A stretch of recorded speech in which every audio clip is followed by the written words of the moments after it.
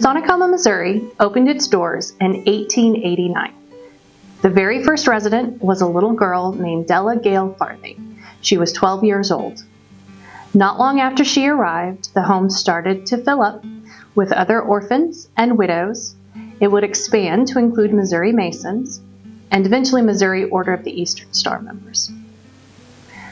Once the Depression hit, the need became even greater, and the Masonic Home found itself taking in orphans that may not have had a Masonic affiliation through their father, but a lodge sponsored them to be able to come. The home became a place where people who had a need for a safe place to live, receive care and food and clothing, the Masonic Home became that place for them. When the man that my father worked for, and he talked with the other members of the lodge down there, and when my father died, and so they were the only ones. I didn't have any other relatives there, any relatives there in town. So, and it was a depression, so some of my relatives in Arkansas had children, but they couldn't take any more, and that. So they had to find a place to put us elsewhere. So anyway, they checked out to see if the whole Masonic Home would take us, even though my father hadn't been a Mason. So by the men in town that had owned the place, the farm, and that, they contacted the Masons. We ended up coming up here, and my two sisters and I, into the Masonic Home, which at that time was on Delmar. The Masonic Home grew over time, and at one point in time, the orphanage was caring for well over 100 children. This required a great deal of organization and structure for the children to accomplish all that needed to be done in a day. The older children were often instrumental and asked to help with chores as they were capable. One of the tasks that they did was helping the younger children. So breakfast was a great example. The children would get up around 7 o'clock and be in the breakfast hall by 7:15. The older children would help bring food to the tables and then assist the younger children at the tables, keeping everything moving so that the children could all get ready to go to school.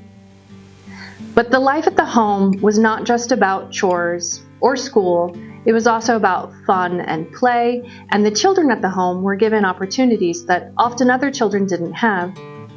That would include things such as music. The home provided lessons for those children who were interested in learning to play the piano or the organ. The home also created a group of singers for the home, the children who wanted to participate in choir, and those children would entertain the others. They would entertain guests that came to the home. But they also would make sure that every Sunday, when the children and the adults gathered for Sunday services in the Order of the Eastern Star Chapel, they would sing and provide their music to all in attendance. In addition to making sure that the children had a safe place to sleep and plenty of food, even during times of scarcity, such as during the Depression or World War II, the children of the home were also well cared for as far as their clothing and as far as Christmas. Before Christmas, we got a notice to put down our 3 wishes. So we all wrote down 3 things that we wanted, and we had our governors check and make sure we were going, But anyway, they gave us a kind of a guidelines, something under $5 or whatever, and that we wanted, and put on 3 things. And then on Christmas Day, they would call out your names and give you your list, and give you your present all wrapped, and that. So We had our Christmas there at breakfast on Christmas. And then we, the ones of us that didn't have parents or anybody to take us home, they would give us movie tickets. And we would go out to one of the movies, the Uptown and I can't even remember the names of all those. There was like 3 theaters within walking distance of the home. And so they would give us money for the tickets to go to the show in the afternoon. So that was what we did on Christmas afternoon. And of course we had a playground, and then we also had entertainment brought in on Friday nights. Not every Friday night, but just every so often brought in, and we'd all go over to the chapel and see the entertainment. You've probably been wondering about clothes.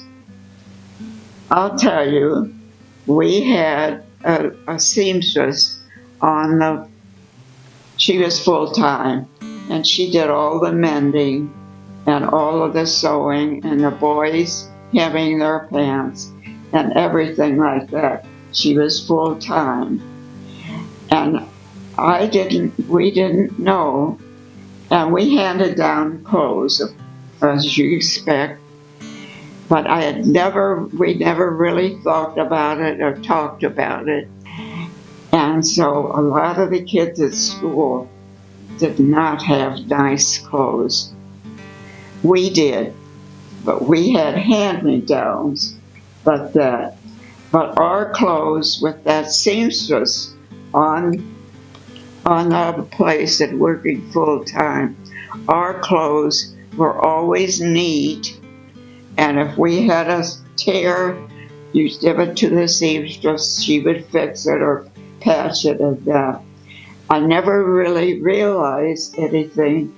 I just thought everybody's clothes were like ours. And then when we were in college, these girls were talking, and one of them said something about a girl's clothes. And this other one said, well, that's all she has. Her family just doesn't have any more than to buy anything else like that. Well, we had never even thought about our clothes. And then we started realizing how nice our clothes were. Education for the children at the Masonic Home was always extremely important. The children were required to go to the public schools, and they were encouraged to do well in their schoolwork. For those children that excelled in academics, the Masonic Home even made sure that upon graduating from high school, that they had opportunities to go to universities or to go into trades, because the Masonic Home wanted to make sure that these children had the best possible start for their life as adults. When I went to school, and they didn't know what class to put me in. So they asked me questions and that, and so they ended up putting me in Miss Leonard's 2nd grade class. None of the other teachers would take me, but Miss Leonard said, I'll take her. So I thought, lady, I'll make you proud. And she was very good about trying to help me catch up with the class and that, because I hadn't had all of that grade work. And I had said that about Miss Leonard, that I'll make you proud.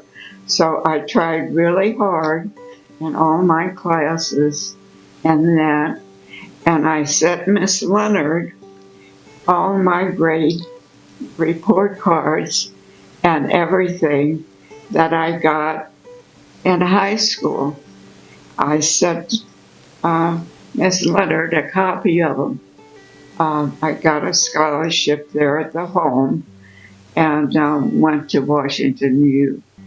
Masonic Home's creating a partnership allows the Masonic Home to help children like Francis. But today, we get to help them in their own communities. We're still helping them with things like food and warm winter coats and safe playgrounds to play on. But we're now able to do this throughout the state of Missouri by working together. Missouri's Masonic lodges and chapters, the Masonic Home of Missouri, and our community partners are making a difference in the lives of children across the state of Missouri.